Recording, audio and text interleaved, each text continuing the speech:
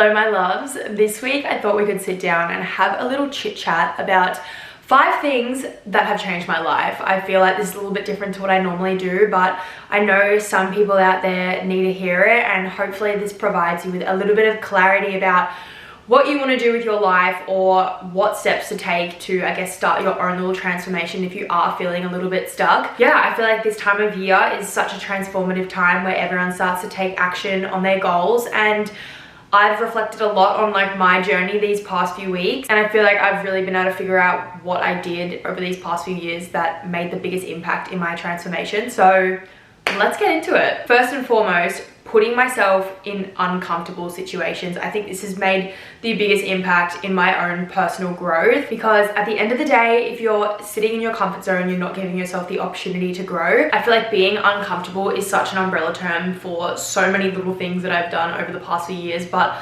safe to say the main one, which it definitely isn't small, and I'm not saying like quit your whole life and do this, but for me, moving away from my hometown was like the biggest contributor to the change that I've had in my life over the past few years. And this was something that I honestly feel like I was like put on the earth to do. Before I even knew like what the Gold Coast really was or what it was about, I grew up with this idea that I was going to move to the Gold Coast one day, which is like kind of just makes me feel like it was like my calling, and like my whole life I knew that I was meant to be here.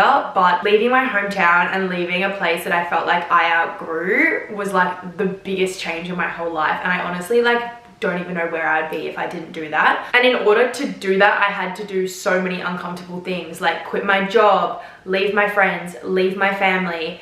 I quit the sport that I was like training my whole life for. I dropped out of uni, like so many things. And it's so crazy to look back on because I'm such like a type A person. So for me to do something as like random and as spontaneous as this was kind of wild. I was only 20. I didn't really know anyone here, but I was like, I just need to make the move. I just know that there's more for me out there. So yeah, I'm 20 years old. I am probably in like the most social period of my life, and I'm moving 2,000 kilometers away from home where I don't really know anyone, and it was a really uncomfortable period of my life. I feel like the first few months I felt like I didn't know anyone. I felt like I had no friends, and it was so uncomfortable and terrifying. But today, like the best decision I ever made. I've made so many beautiful friends that are so like-minded and just built this incredible community that I wouldn't have been able to do if I didn't put myself in an uncomfortable position by moving away. I'd also never lived out of home before, so I pretty much packed up my whole life, moved 2,000 kilometers away, and moved out of home for the first time ever. I also dropped out of uni, which I'm definitely not encouraging you to do, but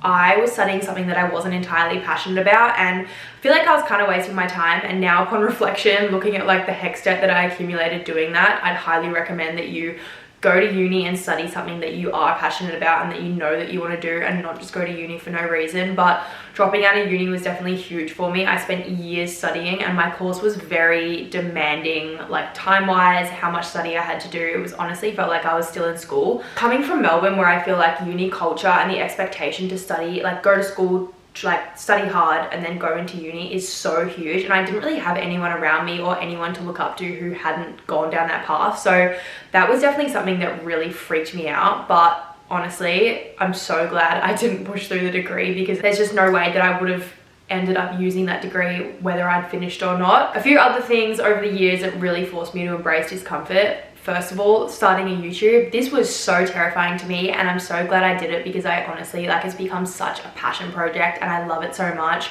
18 months ago, I bought a house and I was absolutely terrified. I felt like it made me so uncomfortable because I am a sole trader and I work for myself, and I don't have like a consistent, guaranteed, steady income. So investing in something so significant like a property was fucking terrifying. But I'm so glad I did, because now I have this base on the Gold Coast and I feel like I can properly call the Gold Coast home. And probably the main one, like quitting the sport that I was training for to pursue something different, which is sprinting, which is what I do now at the age of 19, which I feel like is quite older than most people would try something new or try a new sport for the first time. So basically where I wanted to go with this is that growth is uncomfortable and scary, and change is uncomfortable, but it is so necessary if you want to grow, if you want to evolve, if you want to change your life. And even just things as small as like doing a speech that you're terrified to do, or posting this certain thing on social media that you're too afraid to post because you're worried about what other people are going to think.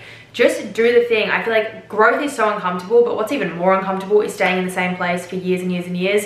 And then one day you grow old and you look back and go, why didn't I do the thing? So take the leap, do the thing, listen to your intuition, and trust me, in a few years' time, you're gonna be so glad you did it. Okay, the next thing that has completely changed my life is waking up earlier and becoming a morning person. I used to be someone who would like go to bed at like 1 a.m. If my alarm went off at 7, it was like the hardest thing in the world to wake up. I was constantly snoozing. I remember even in school, like I would wake up just before school started so I could sleep as long as possible because I went to bed so late. And I was convinced that I was like a night owl. I could only function at night, but I almost feel like that was like a limiting belief that I couldn't wake up early. So I would just tell myself I can only operate at nighttime.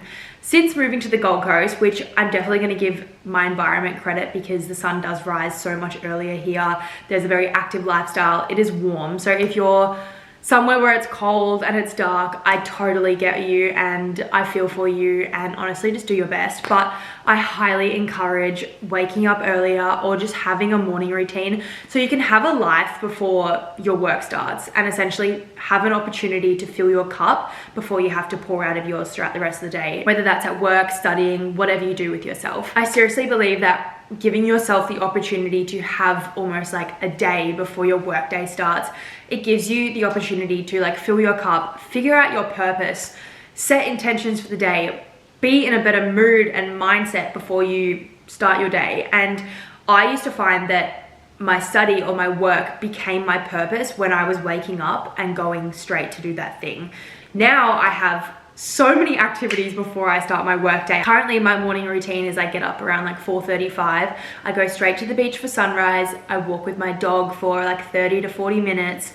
Then I might like journal, stretch on the beach. I listen to a podcast, come home, clean the house, might go for a sunrise swim, might go for a swim in the ocean, get coffee with a friend, go work at a cafe and plan my life or work on my little passion projects outside of work. Like, there is so many things that you can do before work. I'm not saying go from being a night owl to being a morning person in a day. It's definitely something that takes time. Set your alarm like 15 minutes earlier every day. Start going to bed earlier because you're not going to be able to get up early unless you're going to bed a little bit earlier too. But to hold yourself accountable, like organize to walk with a friend or book yourself into a class. Something that helped me so much when I moved here was like booking fitness classes. And if you've paid for it and you booked, then you kind of have to go. So doing things that hold you accountable to the point where it just becomes second nature. And for me now, I almost get like FOMO if I miss like first light in the morning, and I just know how good it makes me feel. And I think starting your day in such a wholesome way that fills your cup and makes you feel good, it just sets the tone for the rest of the day. Give yourself the opportunity to invest in yourself and work on yourself. And yeah, don't let like your whole life be your work or be your study. Like, give yourself the opportunity to have fun, do what you want in the mornings, and it will really set the tone for the rest of the day, and I could not recommend enough. Number 3 is tracking my sleep. When I became more sleep aware and actually knew how much sleep I was getting, this is like when everything changed. My performance in all areas of life improved drastically. Sleep is the foundation of everything. It dictates your energy when you're training, the choices that you're gonna make, your motivation, your mood, your drive, your emotions, and how you treat others in relationships. Like, it seriously is the key to everything. And I highly recommend before you start trying to change your training, your nutrition, your routines, like fix your sleep, it all comes from that. I personally track my sleep with Whoop, and I also have an 8 sleep as well. And sleep has just become like such a high priority in my life because I know that if I don't get enough sleep, everything else is gonna start to crumble. I feel like so many people think that they sleep so much more than they do as well. Like, I used to go to bed at 8 p.m, wake up at 5 and think that I had 9 hours sleep, when in fact you're in bed for 9 hours. You don't stay asleep for that whole time. You have little micro wake ups, and when you track your sleep, you can figure out what actually works for you rather than copying what people are doing online, saying that this helps sleep, that helps sleep. You can actually figure it out. For me, having a cool bedroom, no light, avoiding eating too late, like obviously you don't want to drink before bed, caffeine too close to bed, like all these small habits, you can figure out what works for you, what doesn't. Okay, the next thing, which sounds quite small and insignificant, but being more organized and using a calendar to plan my life and also turn my goals into a reality by prioritizing them throughout my week. It also helps me like set boundaries, not spread myself too thin, and therefore get overly stressed. I'm also very type A, so I feel like this stuff I just absolutely love. But I thought I would show you how I plan my week. I use Google Calendar, Google Tasks. I absolutely love it. I know there's a few other platforms and like Notion, but I just like to keep mine nice and simple, color coded. So I'm going to share my screen and show you guys how I plan my week. Okay, so I fill out quite literally everything that I do, from my sunrise walk. Like this is in here so that I actually do it. I color code everything as well so it looks nice and pretty, and I'm just going to give you like an example day. This one I'm completely making up, so just ignore that, but we might go cafe for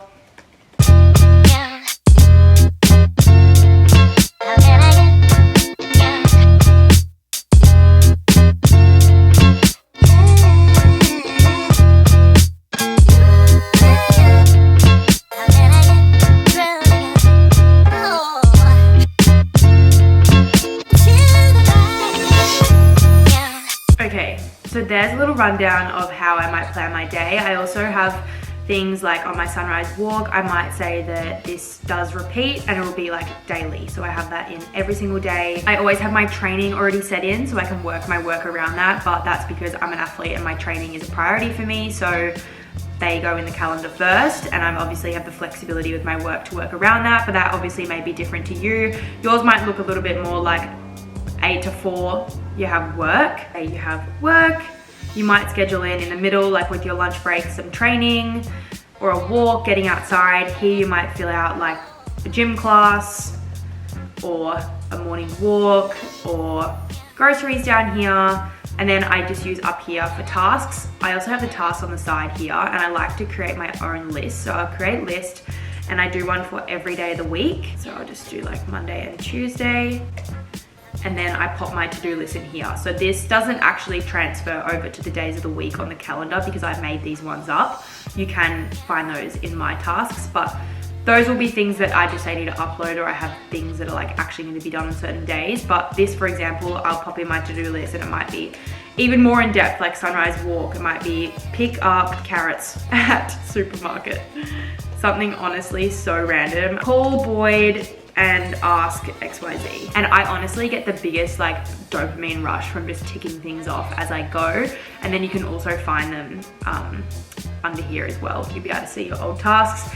And I just keep these up and I just like tick them off and put new things in every single week. I also have a new list of like things to do this week. Even I have like, just say video ideas. And whenever I come up with an idea, I might say film this. I have it on my phone so I can access my calendar anywhere. You can also obviously use like the calendar app on your laptop or your phone. There's Notion, there's so many different things, but I love my Google Cal. I color code it. Highly recommend, especially if you're someone who tends to like forget things, or yeah, you're just feeling a little bit lost and you want to be a little bit more organized. I feel like this is such an easy way to do so. Okay, and last but not least, I think it is so important to know and acknowledge that rejection is a part of life, and sometimes things just aren't meant to be at certain timings, but I think it's your ability to overcome that and keep moving forward that is so important, and is something that my parents really instilled in me as a child. And I feel like it is something that I'm really proud of in my journey, is my ability to overcome setbacks, move forward, use them as fuel and redirection, or just keep working towards the thing and keep working until it happens. Like